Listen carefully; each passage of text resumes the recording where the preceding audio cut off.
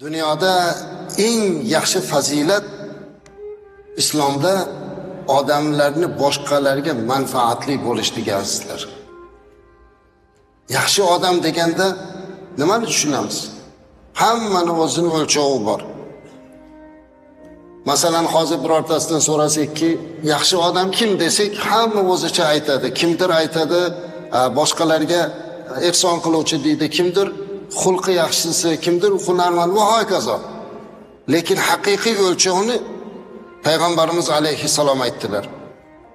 Yaxshi odam kim degan savolga o'zlari javob berib, "Xayrun nas anfa'uhum lin-nas" dedilar. Odamlarning yaxshisi boshqalarga manfaati yetadiganini dedilar.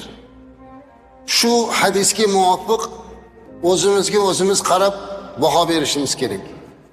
Agar bizdan boshqalarga manfaat yetayotgan bo'lsa, boshqalarga bizdan yaxshilik yetayotgan bo'lsa, demak biz Payg'ambarimiz maqtagan yaxshi odammiz azizlar.